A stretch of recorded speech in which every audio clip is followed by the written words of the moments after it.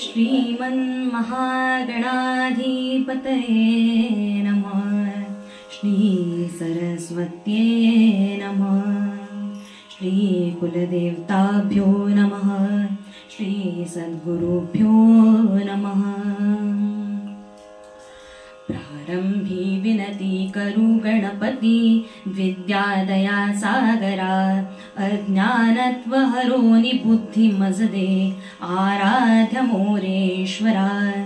चिंता क्लेश दरिद्र दुःख अवघे देशांतरा पाठवी। हे रंबा गणनायका गजमुखा भक्तां बहुतोषवी।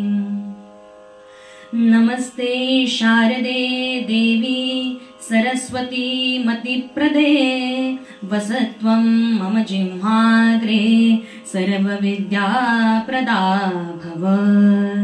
नमस्तस्मै भगवते नारदाय महात्मने। कामक्रोधविहीनाय ऋषीणां प्रवराय च। शुकासारिखे पूर्णवैराग्य जांसे। वसिष्ठा परी ज्ञानयोगीश्वराचे। कवी वाल्मीकी सारिखा मान्य ऐसा। नमस्कार माझा श्री गुरु रामदासा। जयांच्या जनी जन्मनामार्थ साला। जयांनी सदा वासनामात केला। जयांच्या मुखी सर्वदा नाम कीर्ती। नमस्कार त्या ब्रह्मचैतन्य मूर्ती। श्रीराम जय राम जय जय राम। जय जय रघुवीर समर्थ।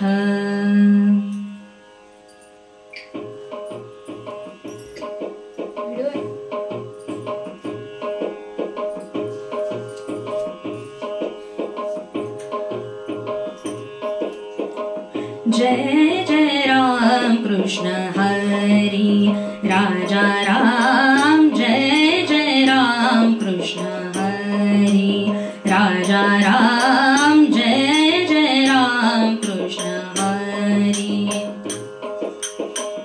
नवनीत सम नवनीत प्रिय। नवनीत सम नवनीत प्रिय। नवल विनोद विहारी राजा राम। नवल विनोद विहारी राजा राम। जय जय राम कृष्ण हरी।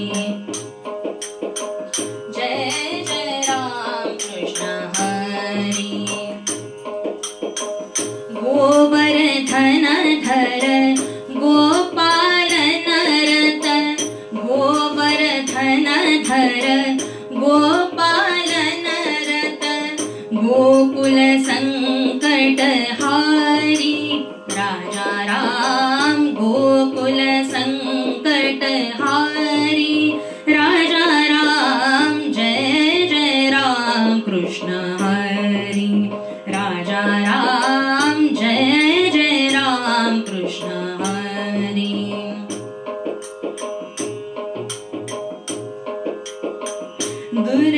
दुर्वासोनुत दुःख विमोचक। दुर्वासोनुत दुःख विमोचक। दुर्जन संगम हारी राजा राम। दुर्जन संगम हारी राजा राम। जय जय राम कृष्ण हरी राजा राम। जय जय राम कृष्ण हरी। शरणागता दीना शरणागता दीना।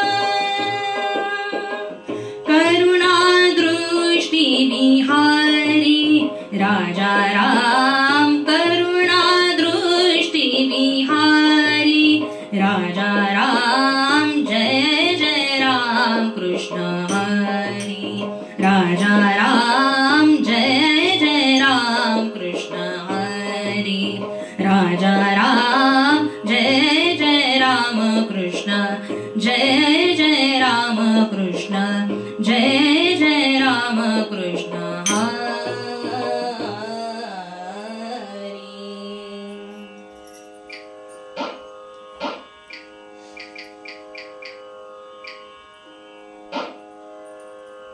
रूप पाहता लोचनी हो रूप पाहता लोचनी सुख झाले हो साजणी साजणी सुख झाले हो साजणी तो हा विठ्ठल बरवा तो हा विठ्ठल बरवा तो हा माधव बरवा बरवा तो हा माधव बरवा रूप पाहता लोचनी रूप पाहता लोचनी बहुत सुकृताची जोडी बहुत सुकृताची जोडी म्हणून विठ्ठल आवडी म्हणून विठ्ठल आवडी रूप रूप रूप रूप पाहता लोचनी रूप पाहता लोचनी सर्व सुखाचे आगर आगर सर्व सुखाचे आगर आगर सर्व सुखाचे आगर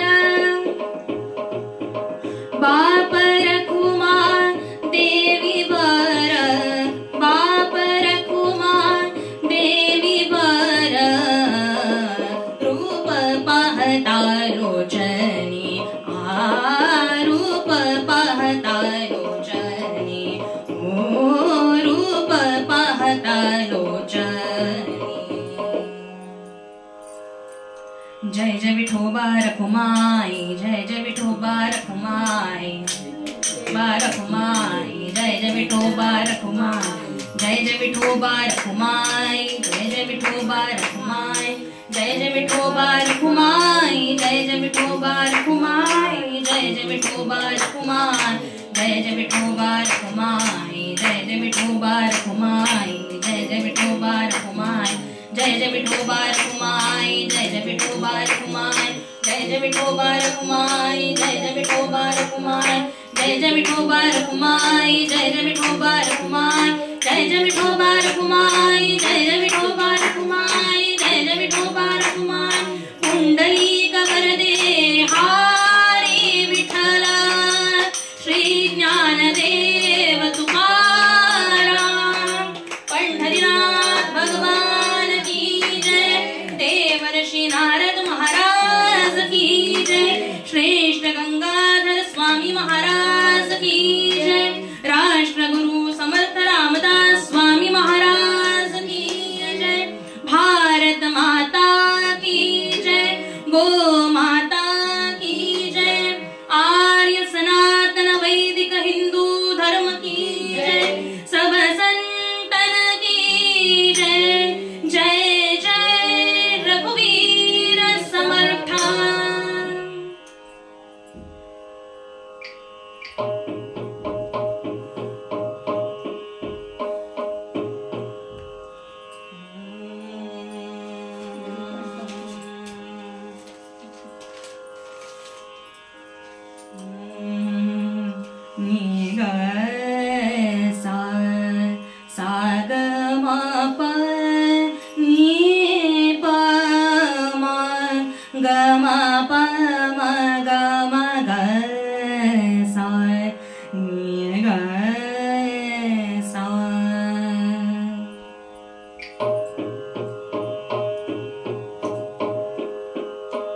देव माझा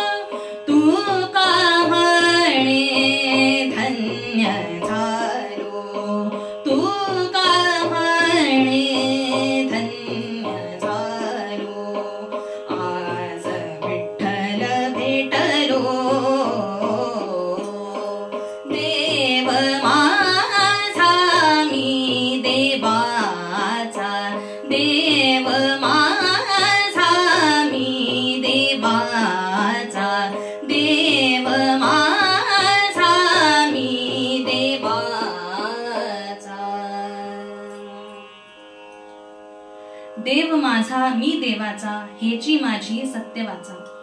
हा अभंग आपले महाराष्ट्रातले श्रेष्ठ संत तुकाराम महाराज यांचा आहे. तुकाराम महाराजांबद्दल काय म्हणायचं हो मंडळी. तुकाराम महाराजांचं वर्णन सर्वांनाच ठाऊक आहे. देहू गावातच त्यांचा जन्म झाला आणि देहू गावातच त्यांनी त्यांचं अंग त्यागलं. पंढरनाथाच्या चरणीमध्ये त्यांनी आपलं देह ठेवलं आणि तिथे आत्मलीन झाले. संत होते हो मोठे.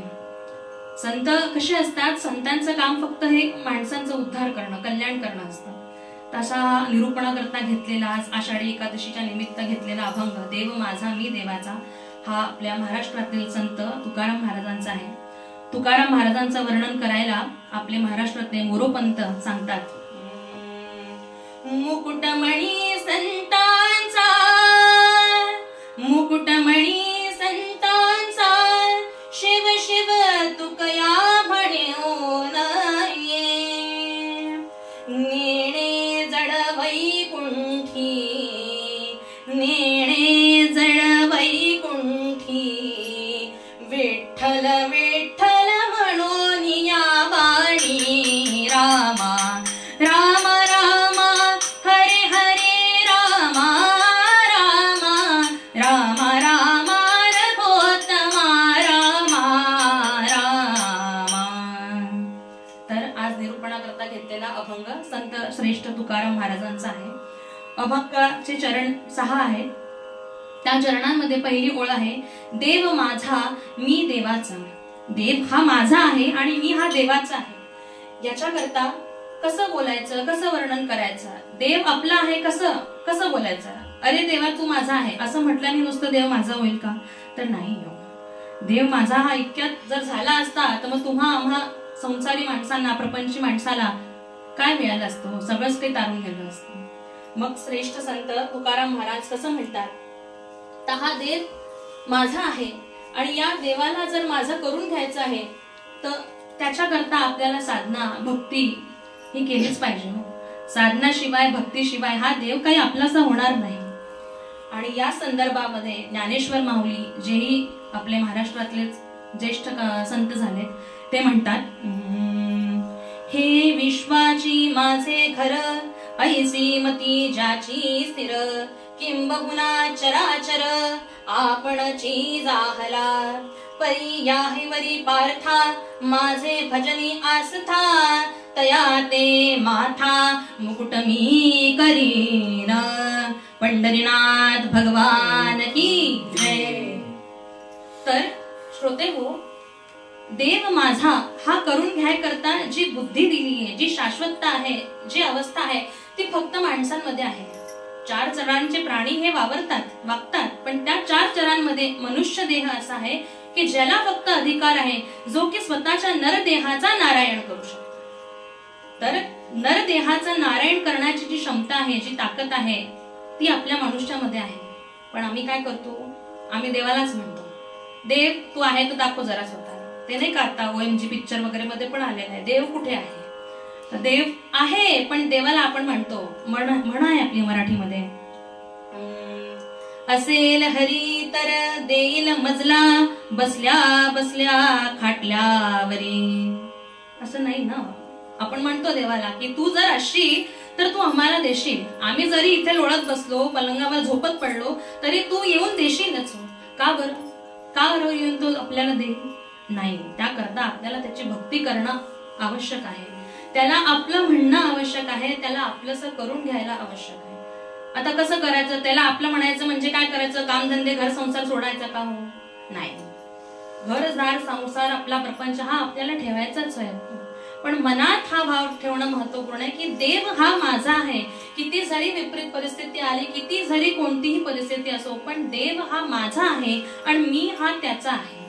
हे जर आपल्याला आपल्या मनाशी पटवून घेता आलं तर देव येईल हो, तुमच्या धाकेला नक्कीच येईल। याच संदर्भामध्ये अभंगामध्ये पुढे संत तुकाराम महाराज सांगतात की भक्तिशास्त्रातील जी 3 मुख्य आपली स्टेज आहे किंवा परिस्थिती आहे ती जर गाठली तर देवाला आपल्यास्व करून घेता येईल। पहिली स्टेप काय म्हणजे देव माझा, दुसरी स्टेप काय मी देवाचा, आणि तिसरी स्टेप म्हणजे मीच देव आहे।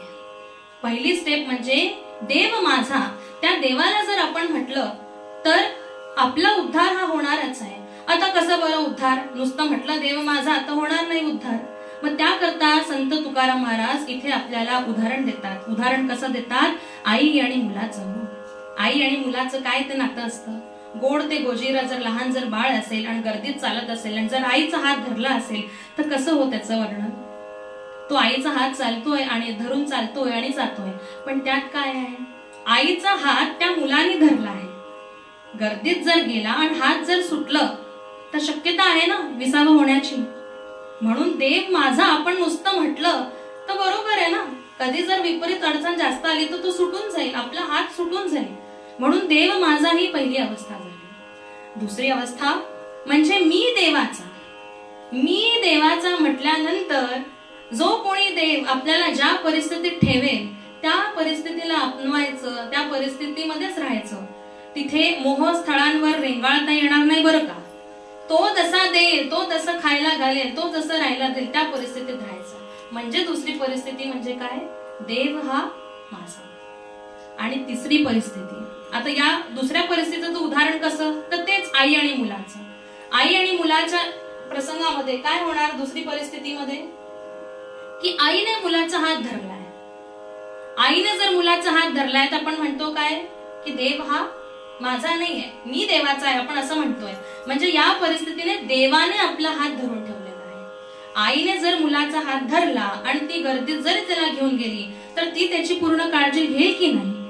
कितीही जरी झालं तरी पोटचं पोर ते राहणार, म्हणून त्याचा हात सुटू नाही देण्याची काळजी ही कोण करणार? तर आई करणार। म्हणून जेव्हा आपण म्हणतो की मी देवाचा आहे तर हा देव आपली काळजी घेणारच आहे।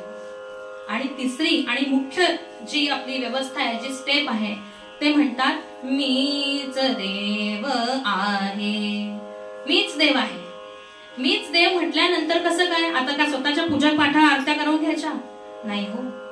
मीच देवाचं म्हटल्यानंतर आपल्या स्वतःला, आपल्या मनाला, आपल्या या चंचल मनाला देवाकरता इतकं समर्पित करून घ्यायचं की तो जसा आपल्याला नेईल त्याच्यामध्ये त्याच्या अनुरूपाने त्याला आपण आपलंसं करून घेतलं पाहिजे। आता याचं उदाहरण कसं देतात संत?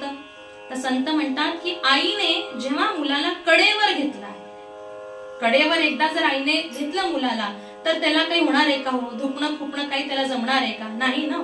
कारण त्यांनी त्या मुलांनी निष्काळजीपणाने पूर्ण श्रद्धेने आईवरती विश्वास ठेवून टाकलाय. आई त्याची काळजी घेणारच आहे. म्हणून जर आपण म्हणायला लागलो की मीच देव आहे, तर मीच देव मध्ये भगवंत ना आपल्याला घेऊन चालतात. आणि एकदा काय जर भगवंत आपल्याला घेऊन चालले तर काय म्हणायचं? या संसारी रूपामध्ये आपण जेव्हा वावरतोय वागतोय तेव्हा कसं त्याचं पुढचं पाऊल उचलता येईल, आपल्या मनाला कसं शांतता किंवा आपल्या सर्वांगीणाचा विकास कसा होता येईल याची काळजी तो परमेश्वर आपल्या करता घेतो. आणि एकदा का जर हे जमलं तर म्हणजे द्वैतापासून अद्वैतापर्यंत जाण्याचा मार्ग हा सोपा होता. हो, आता द्वैत म्हणजे काय आणि अद्वैत म्हणजे काय? तर द्वैत म्हणजे ही एक व्यवस्था आहे. द्वैत म्हणजे ही एक व्यवस्था आहे आणि अद्वैत हा आनंद आहे. आता व्यवस्था आणि आनंदाचा काय संबंध आहे इथे? द्वैत पाहूया बरं. देवाने आपल्याला हे शरीर दिलं, पंचभूत हे शरीर आहे. डोळे किती? 2. हात किती? 2. पाय किती? 2. आता हे 2 डोळे, हे 2 हात आणि हे 2 पाय जेव्हा आपण वापरतो तेव्हा त्याचा जो आनंद मिळतो तो आपला अद्वैत आहे. कसं बरं? उदाहरण पाहूया. डावा डोळा म्हणतो डावीकडे, उजवा डोळा म्हणतो उजवीकडे, पाहणारा मी भलतीकडे. शक्य आहे का हो? दोन्ही डोळ्यांनी जर समोर पाहिलं, आमच्या तर 4 आहे, विनोदाचा भाग सोडूया, तर डावा डोळा जर म्हणेल की मी इकडे जाईन आणि उजवा म्हणेल मी इकडे जाईल तर संभव नाहीये. दृष्टी जी पाहिजे त्याचा आनंद, या 2 डोळे असण्याचा जो आनंद आहे ते आपल्याला दृष्टीने मिळणार आहे. दुसरा उदाहरण पाहूया. हात दिले 2, एक हात म्हणतो मी इकडे जाईन, दुसरा हात म्हणतो इकडे जाईन, पण टाळी कुठून येईल? म्हणतात ना टाळी दोन्ही हातांनी वाजते. जेव्हा दोन्ही हात ही 2 व्यवस्था एकमेकांवर येईल तेव्हाच त्या टाळीचा आनंद आपल्याला मिळेल. म्हणून हाही एक द्वैतापासून अद्वैताचा मार्ग आहे. तिसरं उदाहरण पाहूया. झांजेचे हे 2 टाळ, दोन्ही भाग जेव्हा एकमेकांवर येतील त्याच संगोपनेने, त्याच अनुकंपेने आणि त्याच स्पीडने हो जर ते एकमेकांवर आले तर त्याची जी झंकार येईल, तर त्याचा जो नाद येईल तो आपला अद्वैत आहे. म्हणून भक्ती करत असताना जर आपण द्वैताच्या जाण्याकरता मार्ग विचारायला लागलो, पुढे करायला लागलो तर आपल्याला त्याचा आनंद घेता येईल.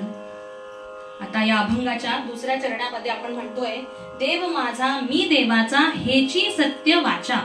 हेची सत्य वाचा म्हणजे काय हो? तर संत जेव्हा अभंग लिहितात किंवा संतांचा जेव्हा उपदेश असतो, संगोपन असतो, तेव्हा हा मी आणि माझ्या पुरता नसतो. मी आणि माझ्या पुरता त्यांचं स्वतः पुरता नसतं, ते सर्व व्यापी असतं, सर्व चराचरांकरता असतं. आणि ते काय म्हणतात? हेची सत्य वाचा. हेची सत्य वाचा म्हणजे काय हो? सत्य बोलणे आवश्यक आहे, पण ते सत्य बोलणे केव्हा आणि कसे, तर तेही फार महत्वाचे ठरते बरे का. आमच्या इथे महाराष्ट्रातील एक अर्वाचीन काळातले प्रवचनकार होऊन गेले, त्यांचं नाव आहे आचार्य विनोबाजी भावे. विनोबाजी भावे म्हणतात, एखाद्या माणसाने जर तुम्हाला दावत करता बोलवलं, या हो यजमान बुवा, कीर्तनकार बुवा, बाई तुम्ही या ताई जेवायला आमच्या इथे छान जेवणाचा आस्वंदाचा कार्यक्रम करूया. आज एक आषाढी ना, आषाढी निमित्त छान मस्त एकदम आपण करूया, वडे करूया, चटणी वडीचा कार्यक्रम करूया. ठीक आहे, गेल्या ताई बुवा गेले जेवायला तिथे. आता विचारतात यजमान, झालं ना, सावकाश झालं ना, पोटभर झालं ना? झालं. कसं झालं? आपण काय म्हणूया, उत्तम झालंय, एकदम मस्त झालंय. पण आचार्यजी इथे सांगतात, हेची सत्य वाचा. हे तुम्ही आत्ता बोलू नका. तुम्ही जेवलात, जेवल्या लागली उत्तर, त्याचा आस्वाद किंवा त्याचा प्रतिसाद देऊ नका. का? त्याचं कारण आहे. त्याचं कारण असं, तुम्ही खाल्ले चांगले वडे, आता उद्या आहे शाळेचा कार्यक्रम, झालं आपलं पोट बिघडलं, तर कसं चालेल ना? मग केव्हा उत्तर द्यायचं? तर ते म्हणतात 3 दिवसांनी जा त्यांच्या घरी किंवा दूरध्वनी करा आणि मग कळवा त्यांना. काय कळवा? जेवण उत्तम झालं होतं, साबुदाणा वडे खूप छान झाले, जे काही असेल का बरं 3 दिवसांनी? त्याचं कारण असं की 3 दिवसापर्यंत ते अन्न, त्या अन्नातले जे काही प्रोटीन, जे काही त्याच्यामध्ये तुष्टी पुष्टी असते, ते सर्व तुमच्या शरीराला अंगीभूत झालेलं असतं, तुमच्या शरीराने ते पचवून घेतलेलं असतं. म्हणून 3 दिवसांनी उत्तर सांगा. म्हणून संत म्हणतात हेची सत्य वाचा, सत्य बोलावं परंतु सत्य बोलण्याचाही वेळ काळ पाहून करावा. आणि सत्य बोलण्यानेच ज्ञानाची उत्पत्ती होते. आणि ते ज्ञान जर प्राप्त झालं तर काय हो, ते ज्ञान फक्त आपल्या पुरता अंगीभूत नाही ठेवलं पाहिजे, ते इतरांना पण पाजलं पाहिजे. आणि त्याच संदर्भामध्ये म्हणतात अपना पता जाना नहीं पंडित हुआ तो क्या हुआ. अपना पता जाना नहीं पंडित हुआ तो क्या हुआ. जरी ज्ञान असलं तरी पांडित्याने आपल्या शब्दांनी फालतूची बडबड करत बसण्याने काही होत नाही. जे ज्ञान आपल्यापर्यंत पोहोचलेलं आहे त्या परमेश्वराच्या कृपेने ते ज्ञान तुम्हा आम्हापर्यंत पोहोचले आहे. आणि ते ज्ञान जर आम्ही संसाराच्या समाजाच्या कल्याणासाठी जर वापरलं नाही तर ते ज्ञानाचा काही अर्थ उरत नाही. हे आपल्याला इथे संतांनी सांगण्याचा प्रयत्न केला आहे. म्हणून म्हणतात हेची सत्य वाचा. आता आपण काय करतो, मनुष्य विचार करतो. कसला विचार करतो तर जे काही सत्य आपल्याला मिळालं आहे ते असंच आहे का, मग आहे तर का आहे. आणि जर आहे तरी त्याला पचवण्याकरता जे प्रयत्न लागतात ते आपण काही घ्यायला तयार होत नाही. जरी प्रयत्न जे आहे, जे साक्षात्कार झालेला आहे त्याला पचवायचाही प्रयत्न केला पण त्यातनेही त्याचा आपण उलट विचार जास्त करतो. म्हणूनच तर म्हणतात हो आपण नर आहोत, आपण मनुष्य आहोत. आणि संतांमध्ये आणि आपल्यामध्ये काय फरक आहे तर हे एवढंच आहे. काय फरक, संत काय करतात, अवघडातील गोष्टींना जो सोपा करतो तो म्हणजे संत. अवघडातील गोष्टींना जो सोपा करतो तो म्हणजे संत. आणि सोप्यातल्या सोप्या गोष्टींना जो अवघड करून बसतो तो म्हणजे विचारवंत. म्हणून संतांना संज्ञा दिली सतरती सतरती सतरती. जो सतत मनुष्याला तारण्याचा प्रयत्न करतो, जो सदैव मनुष्याच्या कल्याणाचा प्रयत्न करतो त्यालाच हो आपण संत म्हणतात. आणि त्याच्या कल्याणाने त्याच्या वचनानेच आपल्याला त्या भक्ती मार्गाला गाठायचा प्रयत्न करण्यात येतो. आणि मग ती भक्ती साकारता आपल्याला येते. 2 अशी मैत्रिणी होत्या. याला उदाहरण देऊया आपण. एक मैत्रिणीचं प्रपंच सुंदर चालू, दुसऱ्याच्या घरी कटकट सुरू. 2 मैत्रिणी भेटल्या. काय ग, कसं तुझं, बरं आहे ना सगळं. अगं काय सांगू ग तुला, खूपच कटकट. ऑफिसात जा तिथे ती प्रिन्सिपल बोलतोय, घरी या तिथे ती कटकट चालवते, नवरा पाहायला तो असं करतो.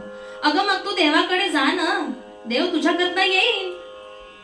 ही बाई आजपर्यंत देवाकडे काही गेली नाही, संध्याकाळी दिवा कधी लावला नाही.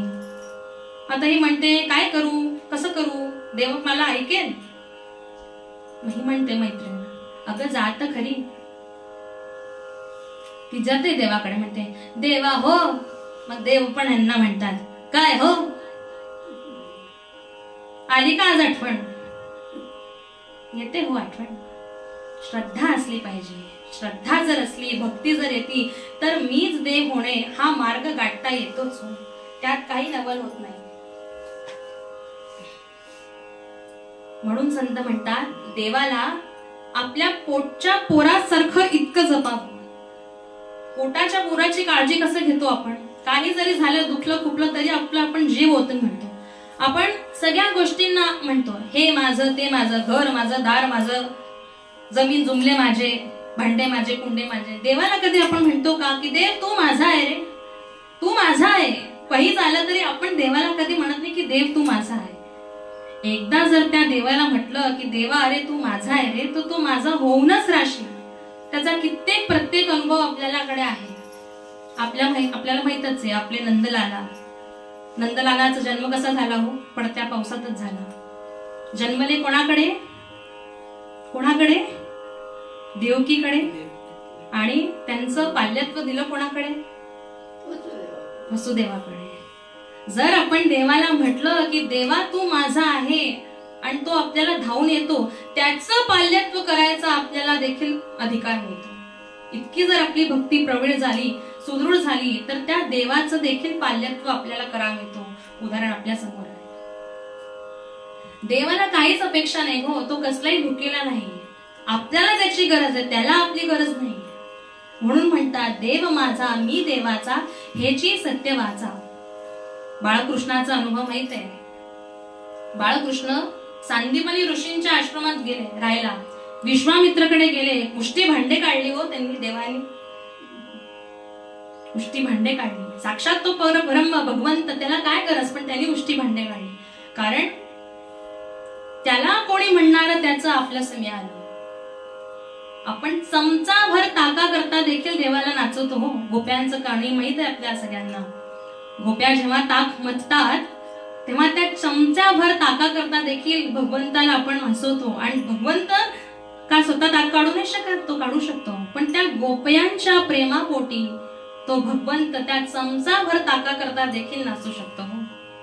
म्हणून इथे म्हटलं आहे पूर्वपदामध्ये, देव माझा मी देवाचा हेची सत्यवाचा. पूर्वपदामध्ये आमचे संत म्हणतात,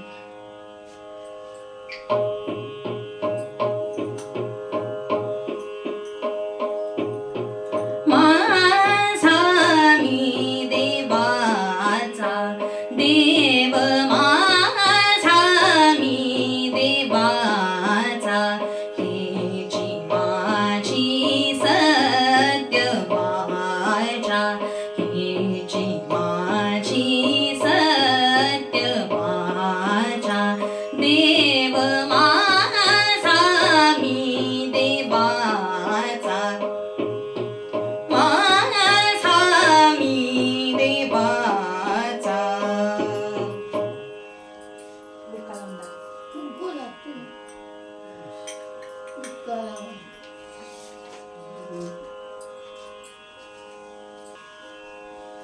कीर्तनाच्या परंपरेनुसार आपण 2 मिनिटं गजर करूया आणि आख्यानाला सुरुवात करूया. जय जय विठोबा रखुमाई, जय जय विठोबा रखुमाई, विठोबा रखुमाई, जय जय विठोबा रखुमाई, जय जय विठोबा रखुमाई, जय जय विठोबा रखुमाई, जय जय विठोबा रखुमाई, जय जय विठोबा रखुमाई, जय जय विठोबा रखुमाई, जय जय विठोबा रखुमाई, जय जय विठोबा रखुमाई, जय जय विठोबा रखुमाई, जय जय विठोबा रखुमाई, जय जय विठोबा रखुमाई. पुंडलिक वरदे हरी विठ्ठल, श्री ज्ञानदेव तुकाराम, पंढरीनाथ भगवान की जय. प्रस्तुत अभंगामध्ये जे आपण म्हटलं की देव माझा मी देवाचा, आणि एकदाच जर त्या देवाला म्हटलं की तो माझा आहे, त्याला आपल्याचं करून घेतलं, तो येतोच हो. तो आपल्या धाकेला धावून येतोच. कसं तर ते हे आपण आख्यानात पाहूया.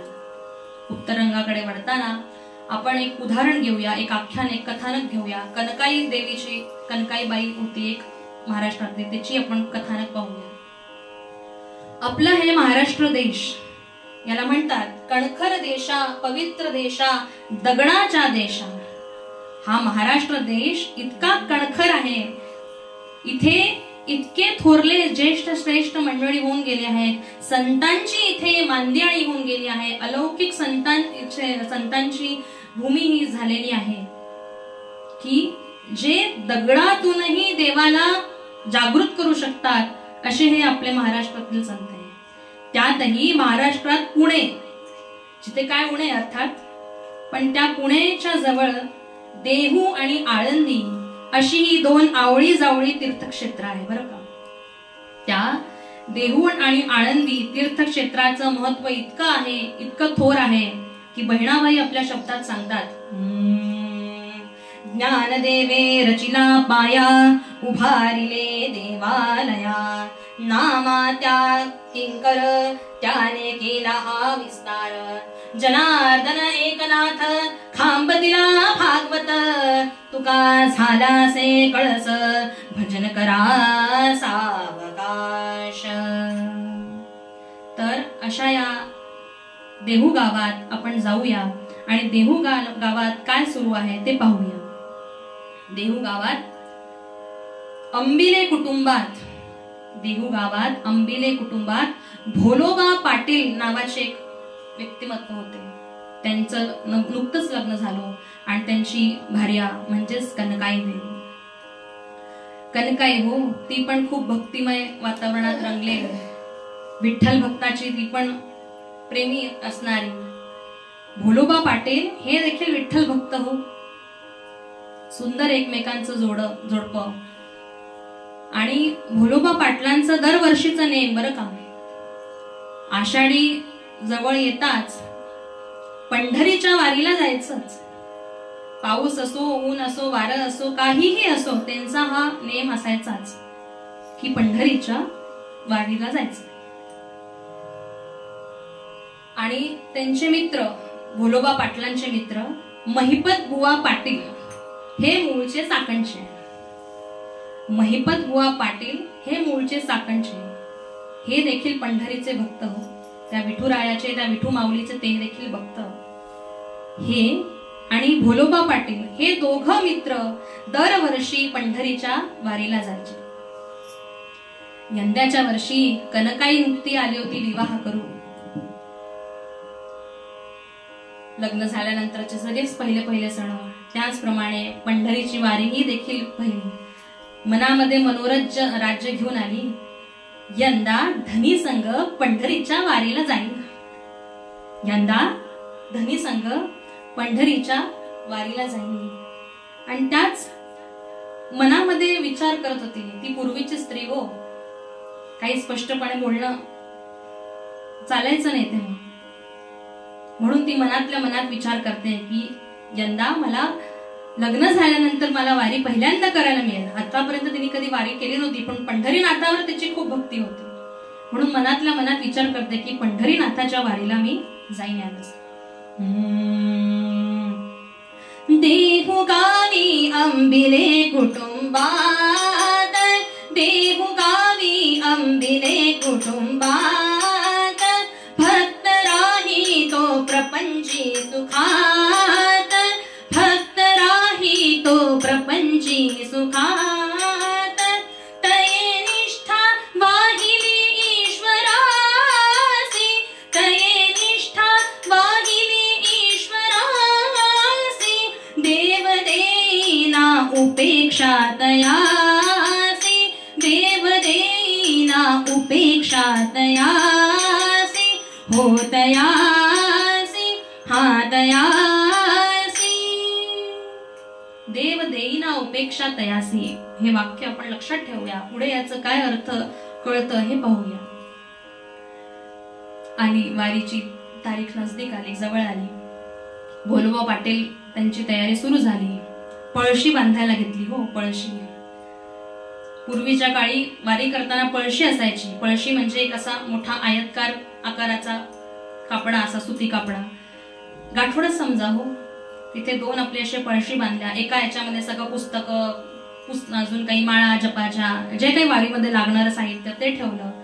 दुसऱ्या पळशीमध्ये जे काही शिजोरी लागले तिथे ती ठेवली. असे दोन छान गाठोडे बांधले आणि घेतलं अंगावर, खांद्यावर. हात मात्र मोकळे, कारण भजन करायचं ना, जय जय विठोबा रखमाई, म्हणून हात मोकळे ठेवले. काय विणा तुतारी व्हायची होती ती घेतली. आणि भोलोबा पाटील हे त्यांचे मित्र महिपत बुवा पाटील यांची वाट पाहतात. आले, महिपत बुवा पाटील आहे.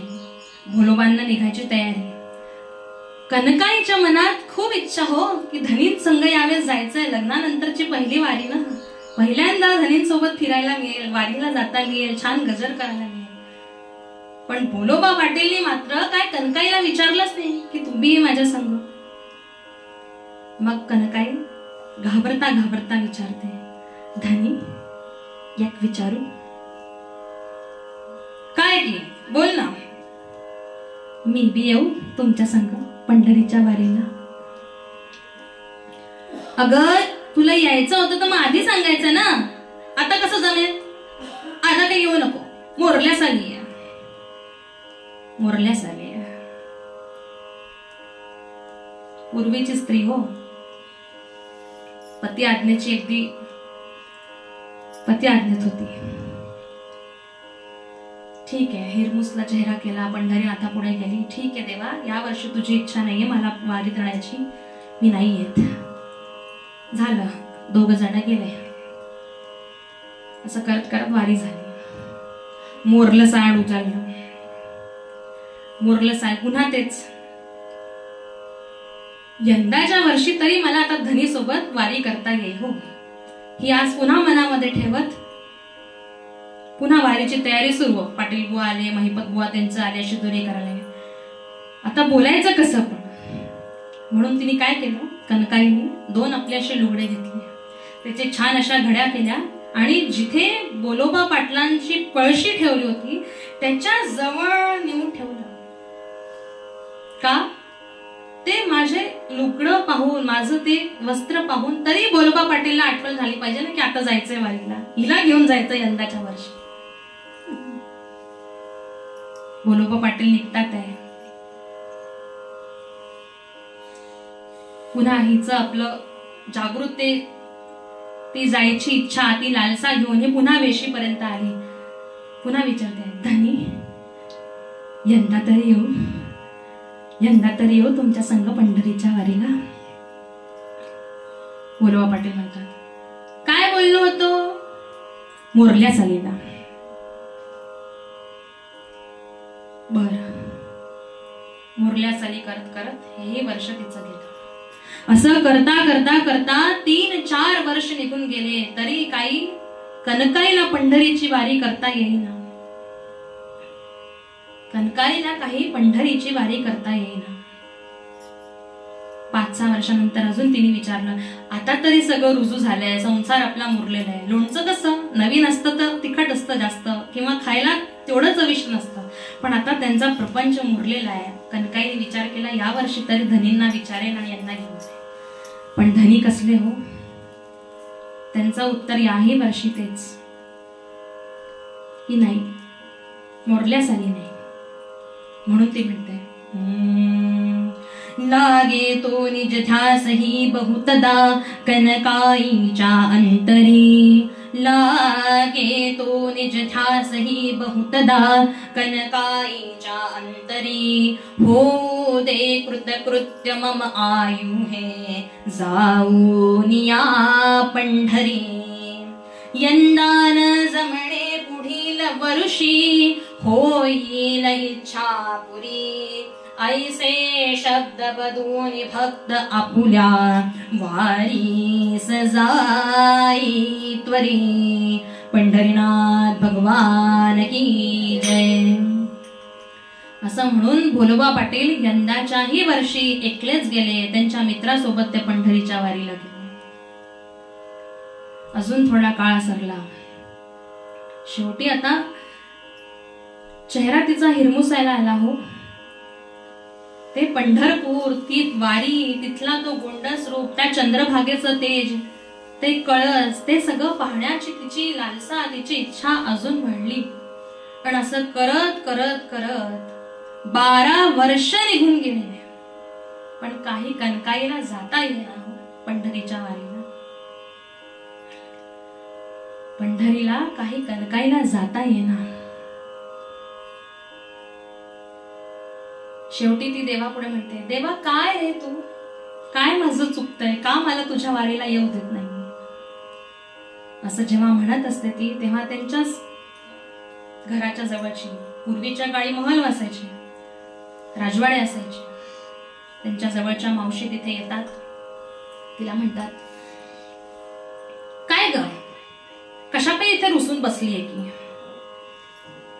ही आपली मावशीला सांगते, ओ मावशी, तुम्हाला काय सांगू मी, मला पंढरीस जायचंय, मला पंढरीनाथाची वारी करायची हो.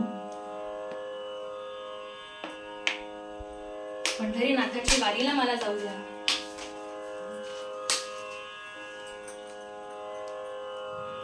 प्रतीक्षा फार महत्वाची असते प्रपंचात. हा आपला जो शरीर आहे, आपण याच्यात प्रवेश केला आहे.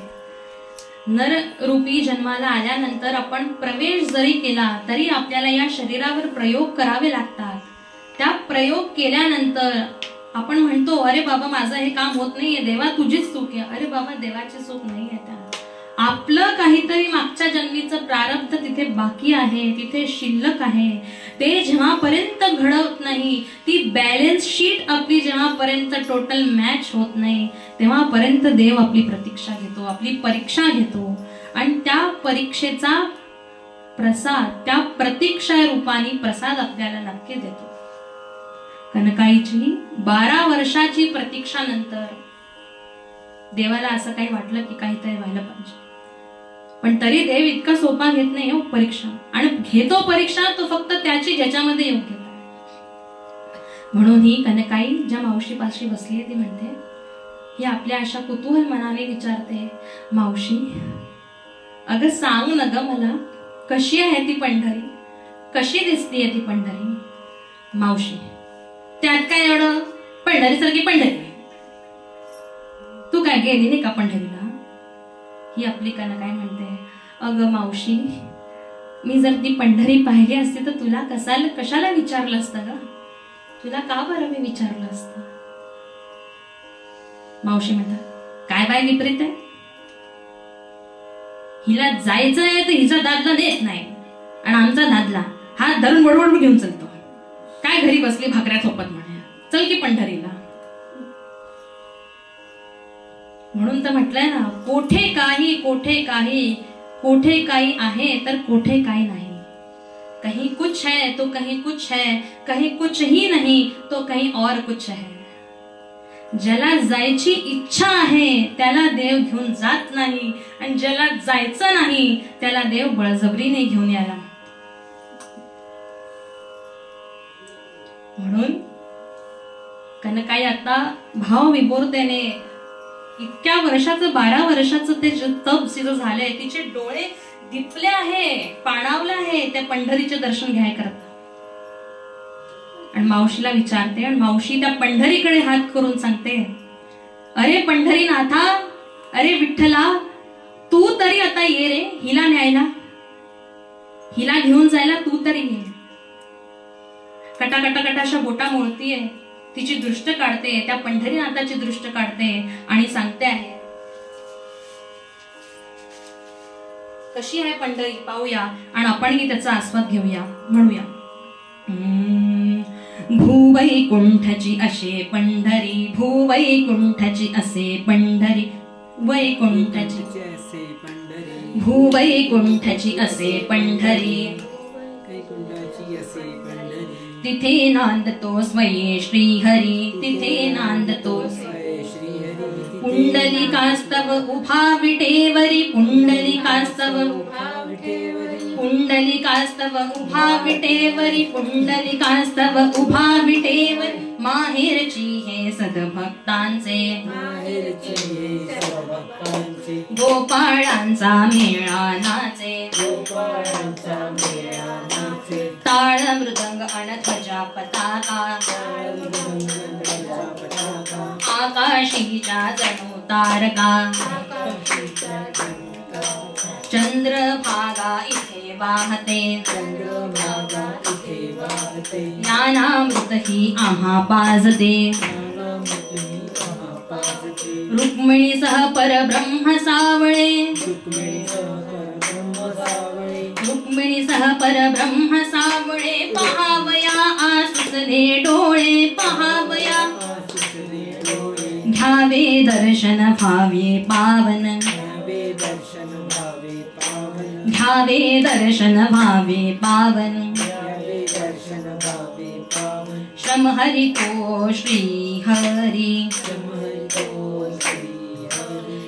हरि तो श्री हरी. आमुचे जीवन कृतार्थ करी, आमुचे जीवन कृतार्थ करी, आमुचे जीवन कृतार्थ करी.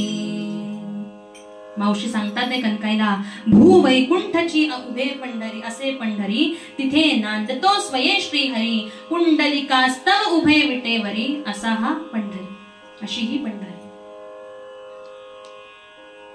पण असं सांगताना, वर्णन करताना, त्या चंद्रभागेच्या प्रवाहात ते प्रवाह, पाण्याचा प्रवाह पाहताना कल्पनाच्या जगात नुसत्या दोघी जणी भाव विमोर होऊन गेला हो. इतकी ती पंढरीची आस, ती भक्ती त्यांच्या मनात व्याकुळ झाली, उत्पन्न झाली की तो पंढरीनाथ स्वतः हल्ला हो.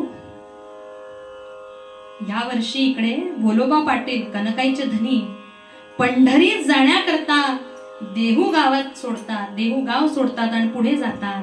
आणि तिथे तो पंढरीनाथ देहू गावात प्रवेश करण्याकरता ती पंढरी सोडतो. काय ती कृपा हो. बरं, त्यातल्या त्यातही असं झालं, यंदाच्या वर्षी महिपत बुवा पाटील, कोण बरं, भोलोबांचे मित्र ना, जे त्यांच्यासोबत जायचे, यंदाच्या वर्षी त्यांना मात्र काही जमलं नाही पंढरीच्या यायला. हे आपले वाट पाहत पाहत उभे होते. कनकाईंनी विचार केला की या वर्षी जमलं नाही भाऊजींना येणं, तर आपला नंबर लागेल. म्हणतो ना, अरे सीट खाली हो गई, चलो अपना नंबर लगेगा. कनकाईंनी विचार केला, पण कसले हो ते भोलोबा पाटील. ते म्हणतात मी काही येत नाही आणि सरळ सरळ सरळ सरळ निघून गेले. कनकाई म्हणते, धनी मी तुमच्या संग. ते संग शब्द संपेपर्यंत तर ते भोलोबा पाटील वेशीपाल करून चालले गेले, वेशीपाल करून चालले. आणि इथे तो पंढरीनाथ कनकाईला दर्शन द्याय करता, कनकाईची भेट घ्याय करता इथे उपस्थित होतो. पण कसं उपस्थित राहायचंय? मी पंढरीनाथ आहे, चल तुला पंढरीला न्यायला आलो असं म्हणायचं नाही हो. तो पंढरीनाथ येतो, पण वेश पालटून येतो. आता कसं वेश पालटायचं आणि कसं हिला घेऊन जायचं पंढरी करता? इथे पंढरीनाथ साक्षात तो विठुराया महिपत बुवा पाटील यांचा वेश धारण करून येतात आणि देहू गावात येतात आणि कनकाईला विचारतात, करुनिया वेश पाटलांचा निघाला कैवारी साचा. करुनिया वेश पाटलांचा निघाला कैवारी साचा. त्यजुनिया पीतांबर शेला कंठीही रुद्राक्षी माळा. त्यजुनिया पीतांबर शेला निघाला कैवारी साचा. निघाला कैवारी साचा. विठ्ठल विठ्ठल जय हरी विठ्ठल. ते विठुराया वेश पालट करून आले. पितांबर त्यजलं त्यांनी हो, सोडून टाकलं आणि पाटील बुवांचा वेश करून, महिपत बुवा पाटलांचा वेश करून देहू गावात आले आणि कनकाईला हाक मारतात, वहिनी वहिनी. ही आपली कनकाई पदर पुसत पुसत आली हो बाहेर. भाऊजी तुम्ही तर धनींसोबत जाणार होता ना, यंदाच्या वर्षी तुम्हाला जमलं नाही, तुम्ही असा निरोप धाडला होता. अगं बहिणी, शरीराला जे व्हायचं ते होतच राहतं. म्हटलं जे काही व्हायचं ते पंढरीच्या वारीत होऊ दे. पाहून गेल तो विठ्ठलराय, म्हणून थांब विचार केला आणि इथे आलो. काय भोलोबा पाटील निघाले वाटतं. ही आपली मान म्हणते, हो ते निघाले हो, यंदाच्या वर्षी निघाले ते. आता या पाटलांना, महिपत बुवा पाटलांना बरं नाही म्हणून हे कारण त्यांनी सांगितलं ना. म्हणून कनकाई त्यांना आसन देते, छान असं घोंगडी पसरवते, म्हणते भाऊजी तुम्ही बसा हा इथे, मी तुम्हासनी काढा करून आणते. मूत पाक घरात गेली, छान उकळतं ते काढा केला. जे काही लवंगा मिरची दालचिनी आलं वालं जे काही होतं ते टाकायचं ते सगळं टाकलं आणि ते वाफळतं काढा त्या पंढरीनाथाला देते. काय हो देवाची आज्ञा, स्वतः एवढं सगळ्यांचं चराचर पालन करणाऱ्या वाफळतं काढ. आता तब्येत बरी नाही पण ढोंग सगळं करायचं ना, कारण कळू द्यायचं नव्हतं की मी स्वतः साक्षात विठुराया. तर भक्ताच्या प्रेमाखातीर विठुराया साक्षात ते उकळतं काढ पिताय आणि म्हणतात आहे आणि विचार करतात आहे की आता हिला कसं काय तयार केलं पाहिजे की ही आपल्या संग वारीला आली पाहिजे. विचार करतात आहे, बहिणी खूप छान झालंय बरं काढ, मी आता निघालोच आहे वारीला, तुला एक विचारू. कारण काय म्हणते, विचारा की भाऊजी त्यात काय एवढं, तू येतेस माझ्या संग पंढरीच्या वारीला. तसंही मला बरं नाहीये, रस्त्यात कुठे काही लागलं, मध्येच कुठे काढा पाहावासा वाटलं तर तू असशील तर तू करून देशील ना ग मला. कनकाई संस्कारात वाढणारी, पती आज्ञेत राहणारी, तिला प्रश्न पडला, भाऊजी अहो तुम्हाला जर इतकंच आहे, काढा लागणार होता किंवा मदत, तर वहिनींना आणायचं ना. आता वहिनी म्हणजे कोण, तर साक्षात रुक्मिणी. आता देवांना प्रश्न पडला, अरे बापरे, हो हा विचार तर मी केलाच नाही, पण ते साक्षात माऊली हो. अगं वहिनी तुला काय सांगू, तुला तर सगळं माहितीये, तिचं सगळं वेगळंच आहे. आपल्याला माहितीये पंढरपुरात रुक्मिणी देवीचं मंदिर वेगळीकडे, पंढरीनाथाचं मंदिर एकीकडे. तिचं काही जमत नाही, तिच्या मागे मी काही लागत नाही, तू येत असेल तर तूच आहे. असं कोण विचारतात? महिपत बुवा पाटील जे साक्षात विठुराया आहे, ते विचारतात कनकाईला. कनकाई विचार करते, भाऊजी मी आले असते हो, पण ह्यांना कळलं तर काय होईल, हे मला बोलतील हो. देव विचार करतात, तो काय तुला बोलणार आहे, सगळ्या जगाला बोलण्याचं मीच आहे. मग इमोशनल ब्लॅकमेल हा जरुरी आहे आजकाल. देव कनकाईला इमोशनली ब्लॅकमेल करतात. कसं पाहूया. पहा वहिनी, तुला काही तुझा धनी इतक्या वर्षापासून घेऊन जात नाही, यंदाच्या वर्षी संधी आली आहे, चलत असेल तर चल, तुझी बी पंढरीचे दर्शन होईल, वाट होईल, तुझी इच्छा पूर्ण होईल आणि मला बी सोबत होईल. कनकाई विचार करते, इच्छा तर खूप आहे, पण धाकधूक पण तेवढीच आहे. पण संधी चालू लागल्यानंतर ज्या संधीचं जर सोनं जर त्याला करता आलं ज्या माणसाला, तरच त्याचा उद्धार आहे बरं. म्हणून ते सांगतात ते, पहा विचार कर, काही पाटील भाऊ तुला काही म्हणणार नाही, मी आहे ना सोबत, ते कशाला तुला काही म्हणतील. पूर्वीचे काळाचे नातेसंबंध असे असायचे हो, विश्वास असायचा माणसावर. म्हणायचे, धीर देई तो धीर, धीर देई तो धीर, आसरा देई तो सासरा, आनंद देई ती नणंद, आणि जी पुसे आसू तीच आहे सासू. म्हणून विचार केला, इतका जर धीर देणारा आपला धीर आपल्या सोबत आहे, तर वारीला जायला काय हरकत आहे हो. विचार पक्का केला. तिने पण कळशी घेतली, आपली 2 लुगडे गाठोडे बांधले आणि महिपत बुवा पाटलांसोबत निघाले. आता पंढरीला ते जर जाणार आहे, ते काय अशाच जाणार आहे का गप्पा करत? नाही, गजर करून जाणार आहे. काय गजर पाहूया. जय हरी विठ्ठल, जय हरी विठ्ठल, जय हरी विठ्ठल, जय हरी विठ्ठल, जय हरी विठ्ठल, जय हरी विठ्ठल, जय हरी विठ्ठल, जय हरी जय हरी विठ्ठल, जय हरी विठ्ठल, जय हरी विठ्ठल, जय हरी विठ्ठल, जय हरी विठ्ठल, जय हरी विठ्ठल, जय हरी विठ्ठल, जय हरी विठ्ठल. पुंडलिक वरदे हरी विठ्ठल, श्री ज्ञानदेव तुकाराम, पंढरीनाथ भगवान की जय. असं करत करत देहू गाव सोडलं आणि काही मैल पार करून ते अर्ध्या रस्त्यात आले. आता गजर करत करत थकले हो, दमले पांडुरंग. ऐन वैन सोडून त्याजोनी पायी चालला तो विठुराया. सगळं सामर्थ्य असणारा, सौख्यात राहणारा तो पांडुरंग, तो विठ्ठल अनवाणी पायी चाललाय हो भक्ताच्या सोबतीला, भक्ताच्या पाठी. तो दमला, मात्र आता म्हणतो, बहिणी भूक लागली ग मला, काही करून देतेस का? कनकाईने उत्तर दिलं, भाऊजी आपण वाटेत थांबूया कुठेतरी. कुठे पाहिली सावली पाहिली, थांबले. शिजोरीमध्ये काय आणलं होतं ते उघडलं आणि शिजवायला सुरू करायचं, पण सूल नाही हो.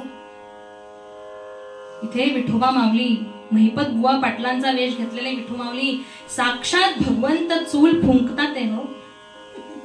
साक्षात विठोबा चूल फुंकतात आहे का? तर त्यांना भूक लागली आणि कनकाई त्यांना प्रसाद बनवून देते आहे. आणि विठुराया इथे पत्रावळ बनवतात ते हातावर, ते जेवायला बसतात आहे. कनकाई त्यांना सांगते, अहो भाऊजी. ते एकदम दचकले हो. काय झालं ग बहिणी? अहो नैवेद्य तर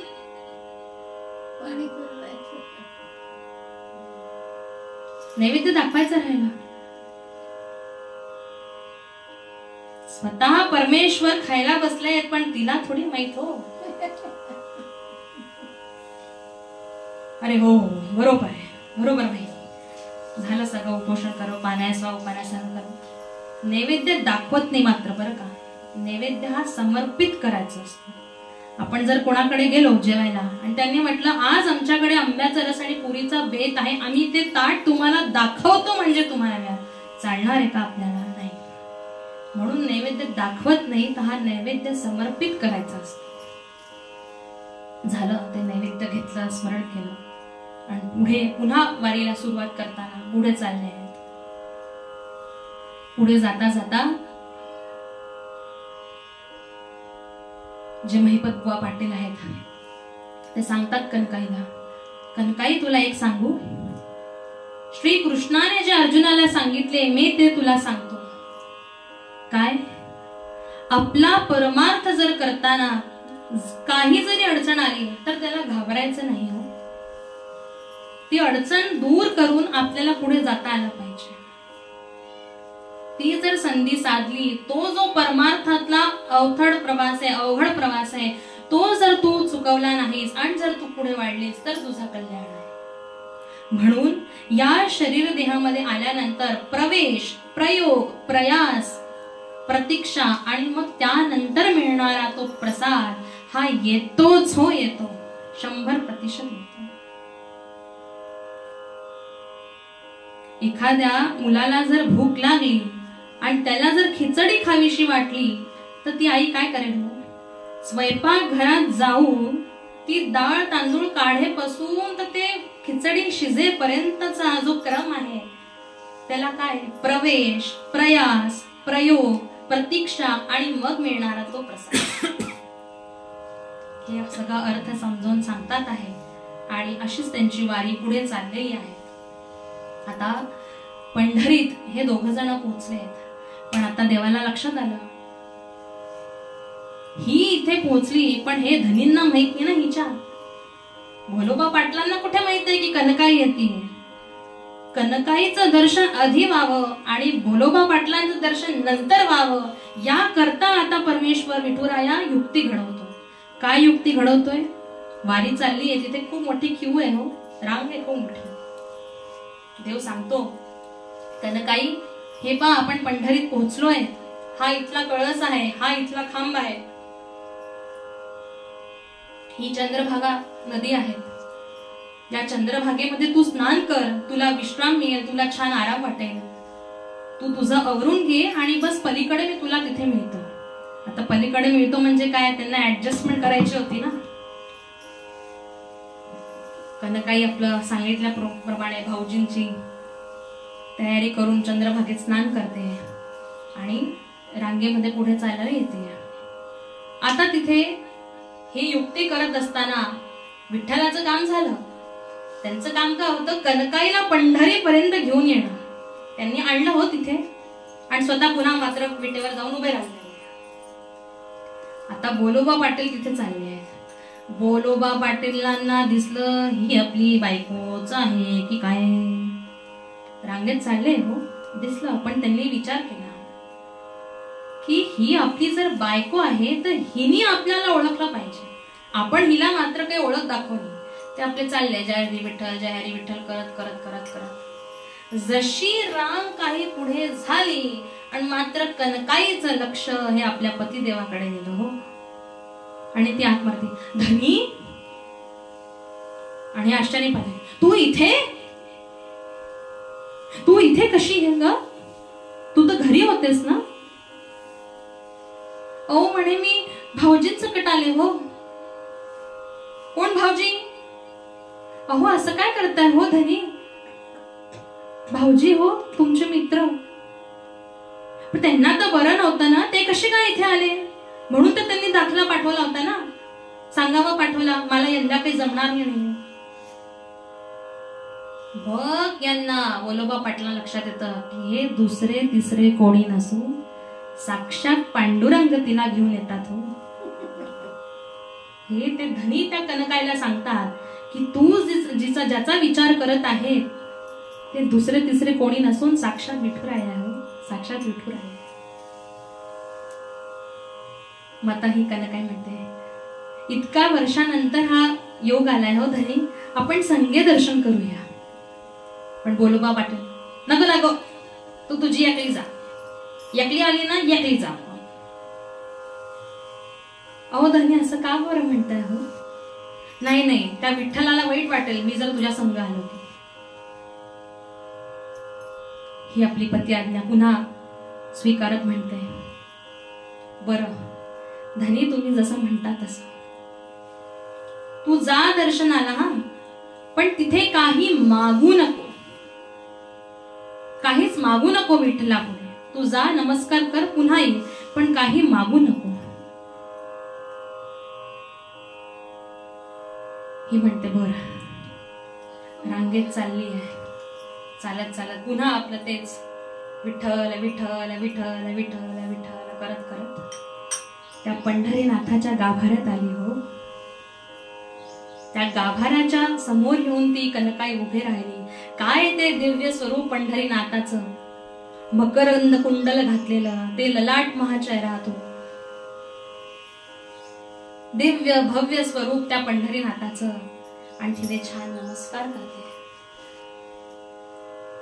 आणि इतकी ती भाव विभोर झालेली, 12 वर्षाच्या तपाची ती प्रतीक्षा नंतर तो प्रसाद भगवंत भेटीचा आज तिच्या पदरी पडला.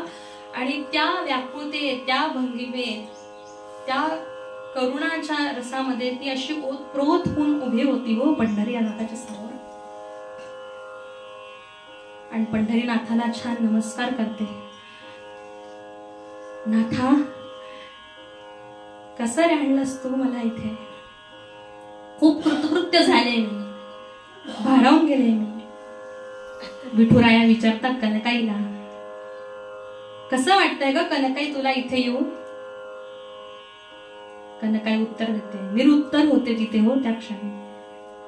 ज्या वेळेस जी भक्ती गाठण्याची शक्ती किंवा जी साधना परिपूर्ण होऊन गेलेली असते, तिथे शब्द उरत नाही हो, शब्द उरत नाही तिथे. ती प्रसन्नता, ती उत्कटता, ती सिद्धता तिच्या अश्रूतून वाहत आहे. आणि पंढरी समोर ती नमस्कार करून उभी आहे. विठुराया तिला पुन्हा विचारतात, कनकाई तू माझ्या दर्शनास आली, मलाही प्रसन्नता वाटते, तुझ्या भक्तीने प्रसन्न झालो आहे. माग ना माझ्याकडे काहीतरी, माग म्हणे माझ्याकडे काही. कनकाई उत्तर देते, विठुराया मला काहीही नको हो, काहीही नको. ती कनकाई आहे. आपल्या तुपल्यासारखे असले असते तर हे पाहिजे ते पाहिजे, असं पाहिजे तसं पाहिजे केलं असतं. पण देव माझा, मी देवाचा आणि मीच देव आहे, ही जेव्हा तिसरी आपल्याला चरण, तिसरी भक्तीचं जे कथानक आहे, जी स्टेप आहे, ती आपल्याला जेव्हा अंगीकृत होऊन जाते हो, तेव्हा आपण देवाकडे हेच म्हणतो की मला देव काहीही नको. उलट ती तिथे त्यांना विचारते, देवा मला काही नको, पण तुला माझ्याकडनं काही हवं असेल तर तू माग माझ्याशी. सगळा चराचर विश्वव्यापक तो चालवणारा, तो आपल्या तुपल्यासारख्याकडनं काय घेणार हो, आमच्या तुमच्यासारखा करणार. पण कनकाई तिला सांगते विठुरायाला की तुला जर माझ्याकडनं हवं असेल तर तू मागून घे, मी तुला द्यायला देणार आहे. आणि विठुराया तेव्हा म्हणतात, कनकाई खरंच देशील मला, खरंच देशील? कनकाई सांगते, अरे विठुराया माग ना, काही तर माग. साक्षात विठुराया म्हणतात, तुला जर मला काही द्यायचंच असेल तर तुझ्या गर्भातून मला जन्म दे. साक्षात देवाचं पाल्य व्हायचं संधी. तो आपला पालक आहे, पण आपण त्याचे पाल्य व्हायची शक्ती, ती ताकद, ती साधना, ती इच्छा साक्षात परमेश्वर आपल्याला मागतो हो. जेव्हा देव मीच आहे, ही स्टेप, ही व्यवस्था, ही भक्ती मार्गातली उक्ती आपण जेव्हा पूर्ण करून घेतो, आणि काही वर्षानंतर कनकाईच्या गर्भातून देहू गावातच एक बाळ जन्म घेतो. ते बाळ दुसरं तिसरं कोणी नसून आपल्या महाराष्ट्रातले श्रेष्ठ संत तुकाराम महाराज होय. संत तुकाराम महाराज कनकाईच्या पोटी जन्म घेतात आणि आपल्या अभंगात नंतर सांगतात,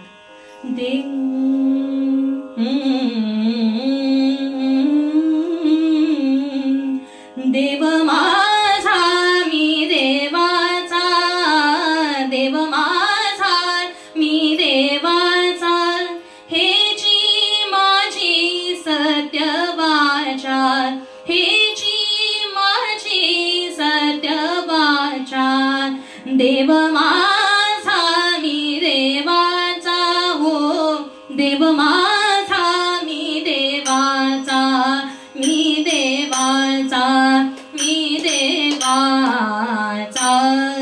पंढरीनाथ भगवान की जय. झालेली कीर्तन सेवा इथे विठुरायाच्या चरणी समर्पित करते. ज्या काही चुका असतील त्या माझ्याकडे झाल्या आहेत.